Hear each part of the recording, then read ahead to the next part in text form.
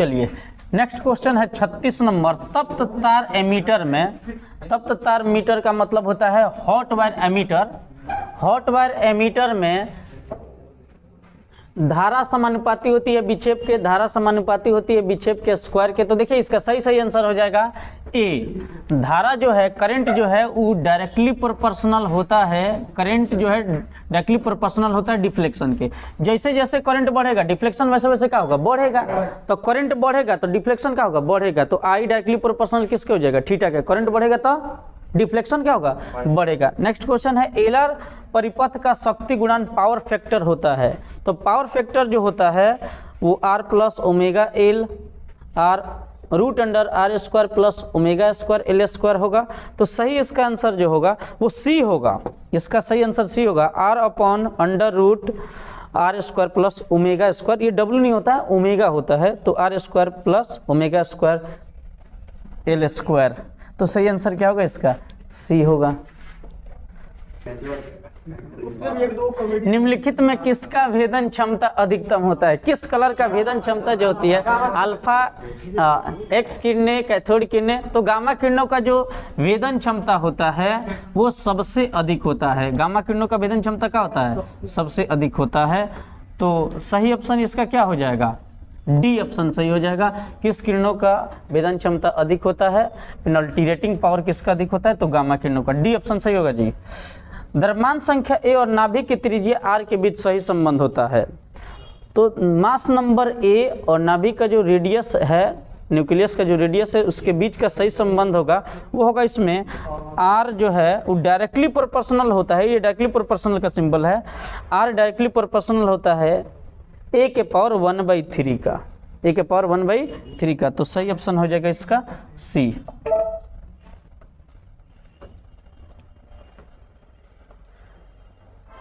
Next question 40 number. सूर्य की ऊर्जा का कारण है नाभिकीय विखंडन, नाभिकीय संलयन। सही ऑप्शन होगा इसका कुछ न्यूक्लियर फ्यूजन, नाभिकीय संलयन।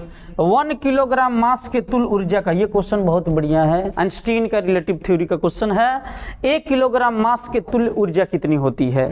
1 किलोग्राम में कितना एनर्जी निकलता है, बेसिक कॉन्सेप्ट है, बहुत बढ़िया क्वेश्चन है। तो देखिए 1 किलो, हमको मास दे दिया है, एनर्जी फाइंड करना है। तो relative theory is equal to mc square, is equal to mc square. Mass कितना है, 1 kg है। मास कितना है, 1 kg है। लाइट का वेलोसिटी कितना होता है, 3 × 10⁸ और इसका क्या है, स्क्वायर है। स्क्वायर करेंगे, ये तो लाइट का वेलोसिटी है ना, 3 × 10⁸ स्क्वायर करेंगे तो क्या होगा, 1 × 3 का स्क्वायर कितना होगा, 9 और 8 का स्क्वायर करेंगे तो 10⁻⁴ कितना हो जाएगा, 16। अब देखिए 9 से 1 में इंटू करेंगे तो ये 9 होगा और 9 ये ऑलमोस्ट किसके बराबर हो जाएगा, ऑलमोस्ट की बात करें तो ये, क्योंकि यहाँ पर देखिए साइंटिफिक फॉर्म में लिखा गया है ये।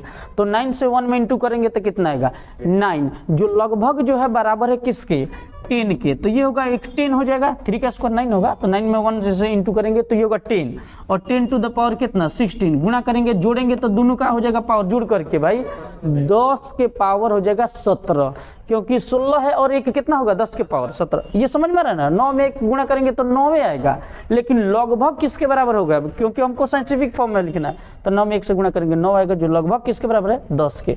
तो 16 और 1 0 कितना हो जाएगा भाई, 10 के पावर 17। इसको ऐसे भी याद करिएगा, 1 किलो में कितना एनर्जी होता है भाई, तो 10 के पावर 17 जूल होता है। वो 16 एगो कौन चीज 0 हुआ, 16 एगो 0 हुआ, कितना हो जाएगा, 17। तो ये हो जाएगा सही ऑप्शन हो जाएगा कितना, सी इसका ऑप्शन सही हो जाएगा।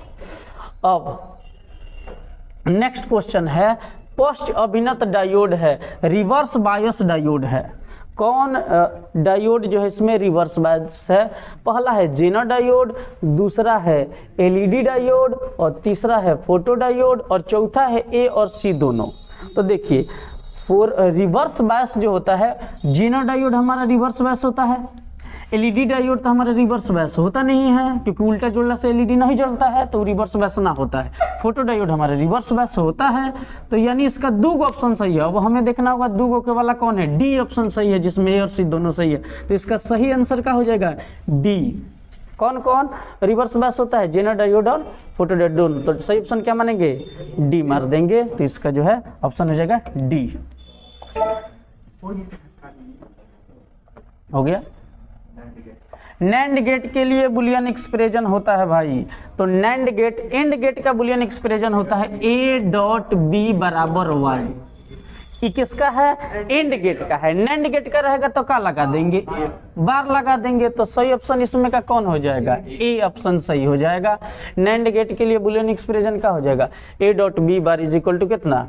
वाई। नेक्स्ट क्वेश्चन है 44 नंबर। मानव नेत्र का विभेदन क्षमता होता है, तो मानव नेत्र का विभेदन क्षमता जो होता है वो होता है 60 सेकेंड, यानी सही इसका आंसर क्या हो जाएगा? बी।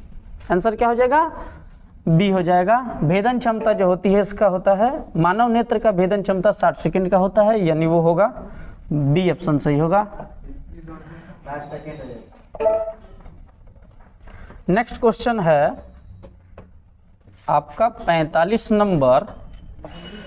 नाभिकीय अभिक्रिया में संरक्षित होता है, न्यूक्लियर रिएक्शन में कौन संरक्षित होता है? तो न्यूक्लियर रिएक्शन में संरक्षित रहता है आवेश, कोणीय संवेग, रेखीय संवेग, उपयुक्त सभी, तीनों ही संरक्षित होता है, यानी सही ऑप्शन हो जाएगा डी। आवेश भी संरक्षित होता है, कोणीय संवेग भी संरक्षित होता है, रेखीय संवेग, यानी सही ऑप्शन हो जाएगा डी, सब संरक्षित होता है। इसके बाद 46 नंबर क्वेश्चन है। निम्नलिखित में किसका अपर्तनांक सबसे अधिक होता है? भाई तो अनुभव बता देगा। सबसे अधिक अपर्तनांक किसका होता है? हीरा का। हीरा का अपर्तनांक क्या होता है? सबसे अधिक होता है। अब भाई सबसे अधिक ई चारों में सबसे अधिक किसका होता है? हीरा का होता है। दो प्रकाश स्रोत संबद्ध होता है जब उनके बीच का कलांतर होता है, तो दो जो ऑप्टिकल सोर्स होता है वो संबद्ध होता है जब उसके बीच का कलांतर जो होता है नियत रहता है। सही आंसर होगा इसका कौन चीज? नियत रहता है। दो प्रकाशीय स्रोत संबद्ध होता है जब उसके बीच का कलांतर फेज का डिफरेंस क्या होता है? नियत रहता है। तो सही ऑप्शन हो जाएगा इसका ई। नेक्स्ट क्वेश्चन है, गर्म करने पर सेमीकंडक्टर का रेजिस्टेंस, भाई चालक का प्रतिरोध तो बढ़ता है लेकिन सेमीकंडक्टर का प्रतिरोध का होता है, तो चालक को गर्म करने पर रेजिस्टेंस बढ़ता है, लेकिन देखिए क्वेश्चन में क्या है? अर्धचालक है, गर्म करने पर उसका रेजिस्टेंस घटता है भाई। सेमीकंडक्टर होगा तो क्या होगा? सॉरी घटता है, यानी सही ऑप्शन इसका क्या होगा? ए ऑप्शन सही हो जाएगा। इसका सही ऑप्शन क्या हो जाएगा? ए। गर्म करने पर अर्धचालक का प्रतिरोध क्या होता है? घटता है। सेमीकंडक्टर का रेजिस्टेंस क्या होता है? घटता है। ये कंडक्टर होता तो वो मार देते। तो इसका ऑप्शन हो जाएगा कि गर्म करने पर रेजिस्टेंस क्या होता है? घटता है। देखिएगा सोलर जितने ज़्यादा गर्म होता है उतने ही ज़्यादा बिजली देता है, क्योंकि गर्म होता है तो उसका रेजिस्टेंस क्या होता है? घट जाता है। सोलर क्या है? सेमीकंडक्टर है, गर्म होने पर क्या होता है? रेजिस्टेंस उसका क्या होता है? घटते जाता है, इसलिए बिजली ज़्यादा देता है, तो रेजिस्टेंस उसका घटता है। गर्म करने पर घटता है रेजिस्टेंस। नेक्स्ट क्वेश्चन है 49 नंबर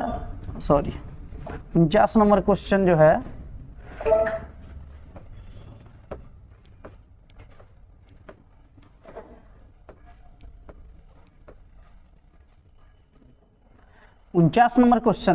विद्युत चुंबकीय प्रेरण में प्रेरित आवेश स्वतंत्र होता है।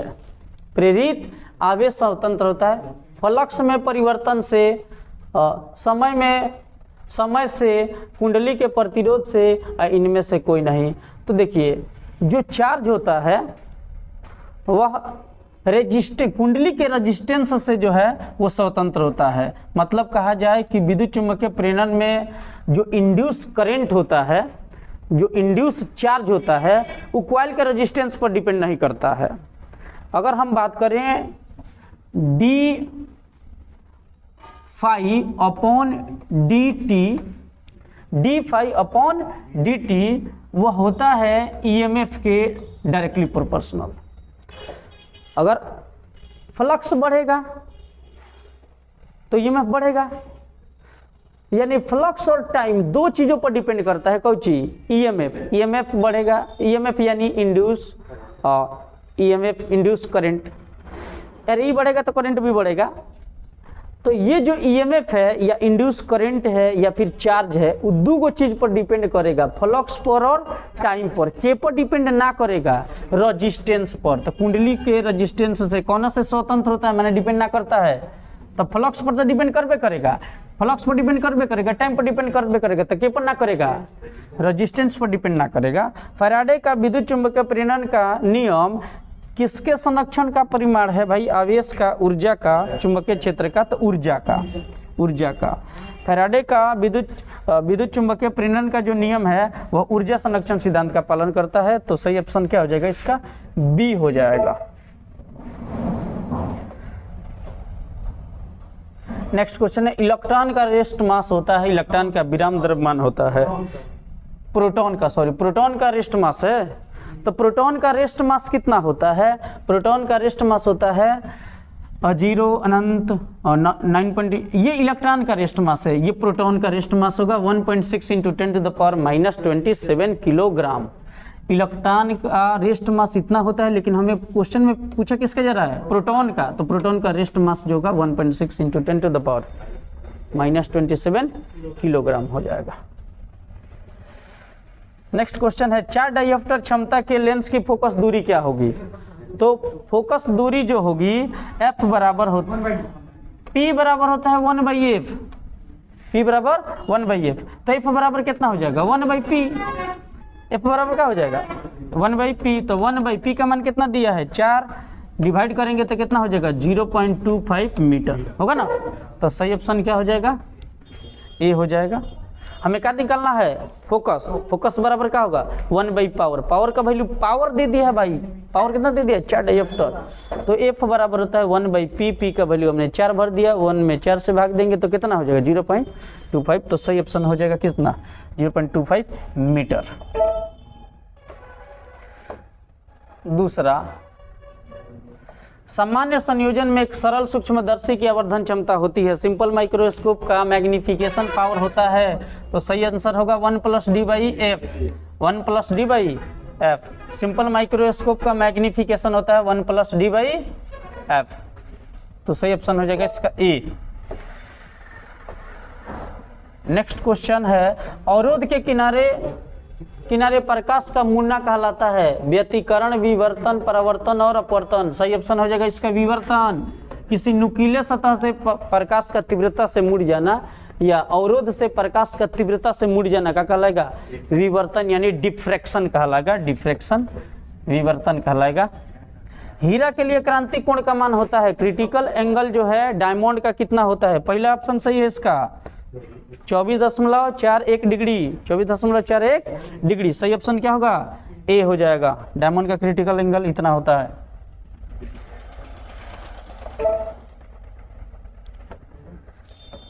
कांच के समानांतर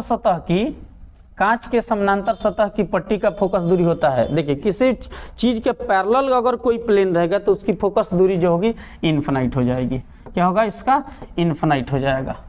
पैरेलल जो होगा, अगर कांच के पैरेलल कोई भी चीज रखा जाए, जैसे प्लेट कोई रख दिया गया, तो उसकी फोकस दूरी क्या हो जाएगी, इन्फिनाइट हो जाएगी। नेक्स्ट क्वेश्चन है, पतले प्रिज्म द्वारा न्यूनतम विचलन कोण होता है। तो पतले प्रिज्म द्वारा जो न्यूनतम, मिनिमम जो डेविएशन होता है, न्यूनतम जो विचलन होता है, मिनिमम डेविएशन जो होगा वो होगा μ - 1 × a, 1 - a × μ, mu minus 1 × a। सही ऑप्शन इसका हो जाएगा सी।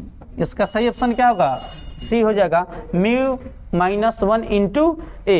म्यू -1 ये कैसे, लेंस के जो प्रिज्म का जो फार्मूला होता है, प्रिज्म का फार्मूला, उस प्रिज्म के फार्मूले से हो जाएगा आपका म्यू बराबर sine a plus del by 2 बट्टा साइन a/2। ये 2 कट जाएगा, तो म्यू बराबर क्या मिलेगा आपको, साइन तो निगलेक्ट हो जाएगा ना, 2 निगलेक्ट हो जाएगा। तो a प्लस डेल बाई कितना, a, क्रॉस मल्टीप्लीकेशन करेंगे तो म्यू इंटू a बराबर क्या हो जाएगा, a प्लस डेल, अरे क्रॉस मल्टीप्लीकेशन, साइन क्या होगा जी, साइन क्या होगा, निगलेक्ट होगा, 2 क्या होगा, निगलेक्ट हो जाएगा ना, पता है ना formula, sine A plus del by 2 और साइन ए बाई 2, तो 2 कट जाएगा, साइन साइन निगलेक्ट हो जाएगा, तो ऊपर क्या बचा ए प्लस डेल बटा कितना ए, क्रॉस मल्टीप्लिकेशन म्यू में से ए से इंटू। अब ए को इधर लाएंगे, तो ए को इधर लाएंगे तो क्या बनेगा भाई, म्यू ए माइनस कितना ए बराबर कितना मिलेगा आपको डेल, दोनों में क्या कॉमन है, ए कॉमन ले लीजिए, तो म्यू माइनस दोनों में क्या कॉमन ले लिए हैं, ए बाहर निकाल देंगे तो क्या कॉमन, ए बाहर निकाल देंगे तो म्यू माइनस क्या बचेगा ए बराबर क्या होगा डेल, तो सही ऑप्शन क्या होगा म्यू माइनस 1 इंटू ए, तो सही ऑप्शन हो जाएगा सी म्यू माइनस 1 इंटू ए हो जाएगा, देख लीजिए। अब नेक्स्ट है रचनात्मक व्यतिकरण के लिए कलांतर होता है। रचनात्मक व्यतिकरण के लिए कलांतर का मान कितना होता है, पाई बराबर 2n पाई, पहला ऑप्शन ही सही है। विनाशी व्यतिकरण के लिए होता है 2n प्लस 1 पाई। रचनात्मक का मतलब कंस्ट्रक्टिव इंटरफ्रेंस के लिए 2n पाई हो जाएगा, डिस्ट्रक्टिव के लिए ये होता है, तो हमें क्या दिया जा रहा है कंस्ट्रक्टिव रचनात्मक के लिए तो 2n पाई हो जाएगा।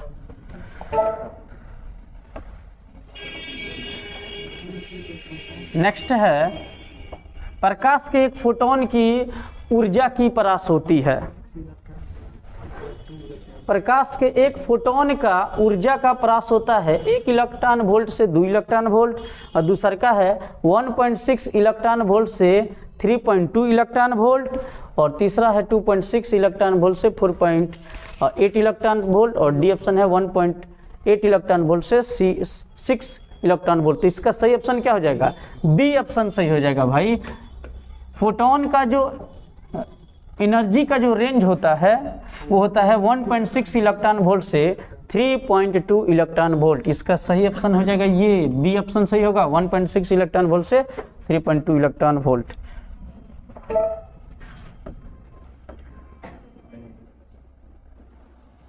नेक्स्ट है निम्नलिखित में कौन सी घटना प्रकाश के कण प्रकृति को प्रदर्शित करती है। कौन सी ऐसी घटना है जो हमें पार्टिकल नेचर ऑफ लाइट को बता रहा है।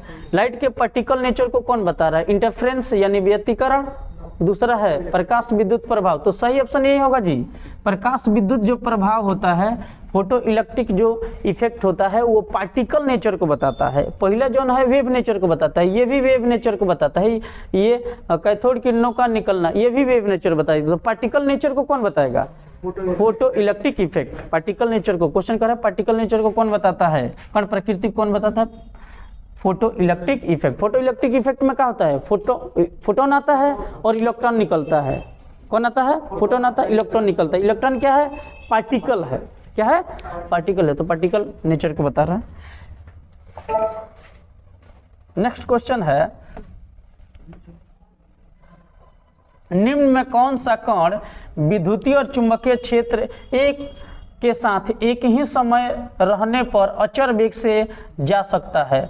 तो कौन ऐसा है जो दोनों के साथ जा सकता है, मतलब इलेक्ट्रिक फील्ड रहे मैग्नेटिक फील्ड रहे तब वो एक साथ जा सकता है, बिना रुकावट के बिना मुड़े सीधे जा सकता है। तो इलेक्ट्रॉन तो जाएगा नहीं, ये तो धनावेशी क्षेत्र की ओर मुड़ जाएगा, प्रोटॉन ऋणावेशी क्षेत्र की ओर मुड़ जाएगा, फोटोन इसको विद्युतीय क्षेत्र चुंबकीय क्षेत्र से कौन मतलब नहीं है भाई, सीधे जाएगा कौन, फोटोन। इसका सही ऑप्शन क्या हो जाएगा, फोटोन। इसका सही आंसर हो जाएगा क्या, फोटोन। फोटोन जो है वो क्या होगा, इलेक्ट्रिक फील्ड और मैग्नेटिक फील्ड से बिना प्रभावित सीधे चला जाएगा। तो सही आंसर हो जाएगा इसका फोटोन। नाभिक की खोज की थी भाई, नाभिक का खोज किसने किया था, की थी नहीं किया था। तो नाभिक का खोज किसने किया था, थॉमसन ने, बोर ने, रदरफोर्ड ने, पॉवेल ने। तो नाभिक का जो खोज है वो किया था रदरफोर्ड ने। कब हुआ था, 1911 में रदरफोर्ड ने जो है नाभिक की खोज किया था। तो नाभिक का खोज किसने किया, रदरफोर्ड ने। इलेक्ट्रॉन प्रोटॉन और न्यूट्रॉन के लिए कौन सी राशि जो है समान रहती है। इलेक्ट्रॉन प्रोटॉन न्यूट्रॉन के लिए द्रव्यमान, आवेश, संवेग और ऊर्जा में कौन चीज तीनों के लिए समान होता है, वो होता है भाई मोमेंटम, संवेग। इलेक्ट्रॉन प्रोटॉन और न्यूट्रॉन के लिए कौन सी राशि समान होती है, तो मोमेंटम तीनों का समान होता है। इसमें सही ऑप्शन हो जाएगा सी। और द्रव्यमान सेम नहीं होगा, चार्ज भी सेम नहीं होगा, संवेग सेम हो जाएगा। नेक्स्ट क्वेश्चन है 64 नंबर। एक प्रत्यावर्ती धारा एक एसी करंट का इक्वेशन है, I बराबर आपका हाँ 50 साइन 100 पाई टी, तो इसका विद्युत धारा की फ्रीक्वेंसी क्या होगी, आवृत्ति क्या होगी। तो देखिए आई बराबर दे दिया है, आपको पता होगा आई बराबर दिया है 50 साइन 100 पाई टी, ठीक है। और एक्चुअल इसका इक्वेशन जो होता है आई बराबर होता है आई नॉट साइन ओमेगा टी, यानी ओमेगा का वैल्यू अगर हम कहें तो 100 पाई दे दिया है। ओमेगा का वैल्यू कितना दे दिया है, 100 पाई दे दिया है। तो ओमेगा का वैल्यू हम लिख देते हैं कितना, 100 पाई। अब ओमेगा का वैल्यू क्या होता है 2 पाई एफ बराबर कितना 100 पाई। पाई से पाई कट जाएगा, 2 से इसको कटाएंगे तो कबर में कटेगा भाई, एफ बराबर कितना होगा 50। एफ का वैल्यू कितना हो जाएगा 50 होगा ना, तो एफ का वैल्यू हम लिख देते हैं कितना 50 और हर्ज रहेगा। देख लीजिए ओमेगा का वैल्यू कितना है, कंपेयर करके देखिए ओमेगा का वैल्यू 100 पाई है, ओमेगा का फॉर्मूला होता है 2 पाई एफ। पाई से पाई कट जाएगा, 2 से 15 कटाएंगे, 2 से 100 को कटाएंगे तो कितना होगा 50 हर्ज। तो देखिए 50 हर्ज होगा, ये गलती दे दिया है, 50 हर्ज लिखेंगे, पहला ऑप्शन सही होगा। देखिए शॉर्टकट में जब सुन लीजिए 100 रहेगा ना तो 50 हो जाएगा, ये 200 रहेगा ना तो ये 100 हो जाएगा, मतलब उसका आधा कर देना है। 2 जो है इसको कटाएगा तो ये कितना हो जाएगा, आधा ना हो जाएगा, तो इसका हाफ कर देना है। 100 है तो 50 हर्ज हो जाएगा। नेक्स्ट क्वेश्चन है जर्मेनियम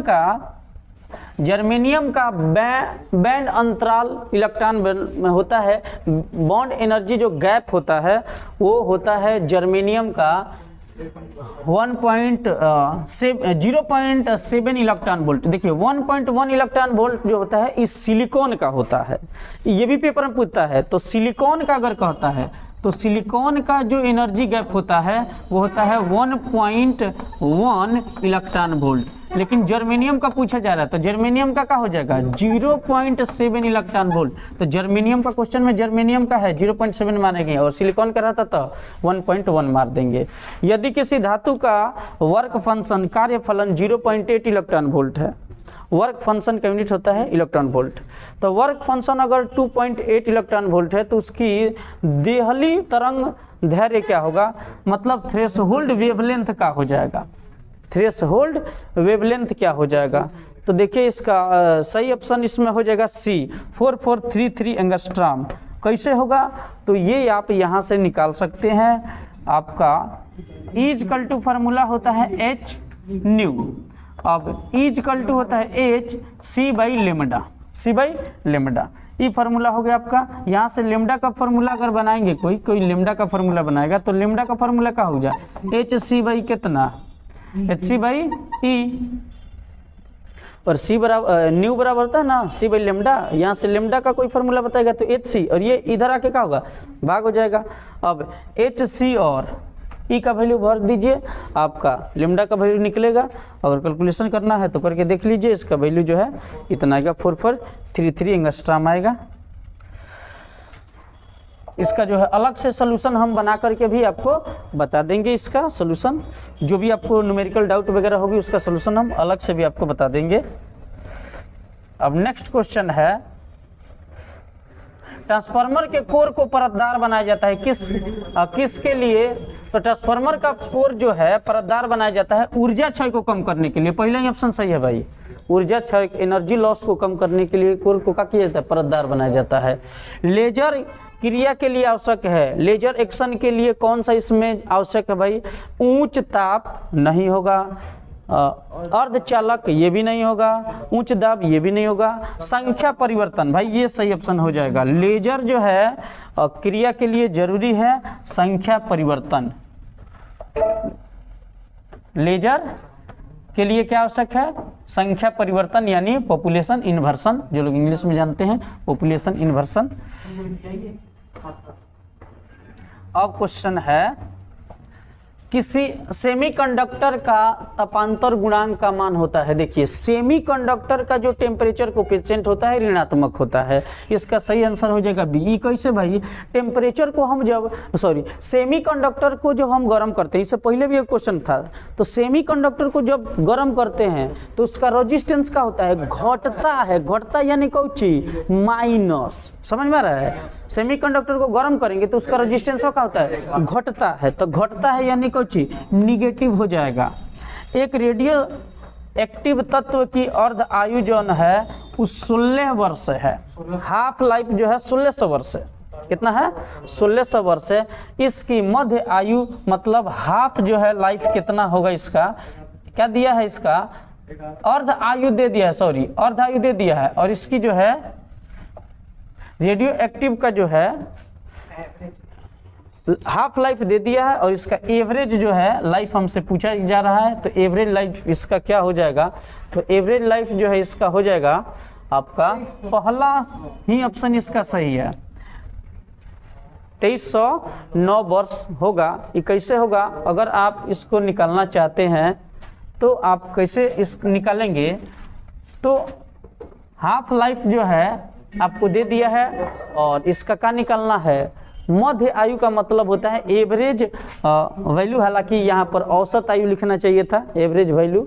तो एवरेज वैल्यू निकालने के लिए हम क्या करेंगे, ये जो वैल्यू हमारा दिया है हमारा 1600 और इसमें क्या करेंगे, हम डिवाइड कर देंगे 0.693 से, 0.693 से फिर जो है हमारा बन जाएगा, आपका सही ऑप्शन आपका बन जाएगा। एवरेज लाइफ निकालने के लिए हम क्या करेंगे, जो हाफ लाइफ दिया है उसमें क्या करेंगे 0.693, क्योंकि आपने फॉर्मूला पढ़ा होगा T1/2 बराबर होता है 0.693 बाई कितना, लेमडा। तो अब हमें किसका वैल्यू दे दिया है, यहाँ से T1/2 का वैल्यू दे दिया है। तो यहाँ से हम जो है यहाँ से आराम से निकाल लेंगे। इसको डिवाइड करके आप देख लीजिए इसका सही ऑप्शन क्या मिल जा रहा है।